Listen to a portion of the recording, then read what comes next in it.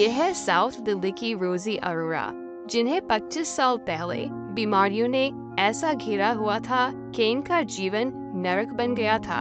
आइए सुनते हैं रोजी के जीवन की वो गाथा जिसे कभी ये स्वयं भी भूल नहीं सकते। 25 साल पहले मेरी शादी हुई थी और शादी के बाद से मैं इतना बीमार रहने लगी कि उठ भी नहीं पाती थी बेड से।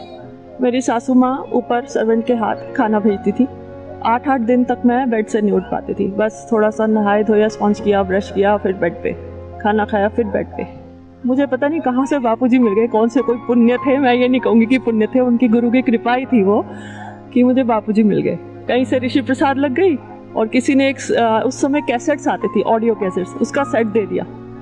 तो बस ऐसे ही सुनती रहती थी, डिप्रेशन में भी रहती थी कि अभी इतनी यंग एज है और ऐसे बीमार रहती हूँ।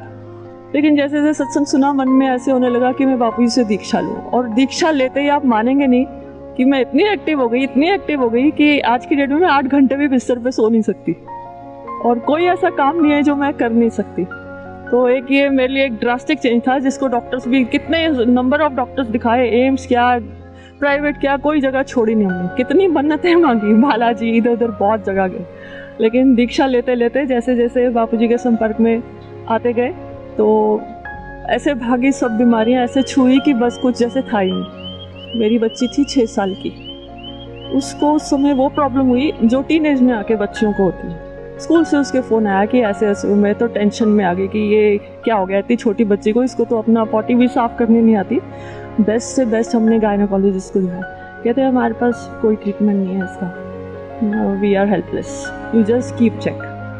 उन्होंने कहा ठीक है। मैं इसको बापूजी के पास ले गई, देहरादून आए हुए थे बापूजी। उन्होंने बताया बापूजी को कि बापूजी ऐसे ऐसे कहती है। बापू नहीं इतना छोटा बच्चा ऐसे नहीं हो सकता। मैंने कहा नहीं बापू, ऐसे ऐसा बीच बीच में इसका थोड़ी होती है प्रॉब्लम। तो बापूजी ने एक नॉर्मल सा एक स्वास्थ्य मंत्र दिया और कहा इसका जप करके 108 जप करके जल में उसको रोज़ खाली पेट पिलाना। 1-2 महीने ही पिलाया और वो बिल्कुल ठीक हो गई। तो ये तो चमत्कार ही था, इससे बढ़कर मैं कोई अनुभव किसी का भी हो ही नहीं सकता शायद, क्योंकि सारा जहाँ साइंस फेल हो गई, टेक्नोलॉजी फेल हो गई, और ये बापूजी का एक ज़रा सा संकल्प और एक ज़रा सा ये मंत्र ब्रह्म वाक्य हो गया और वो बच्चा ऐसे ठीक हो गया कि जैसे उसको कभी कुछ हुआ ही नहीं।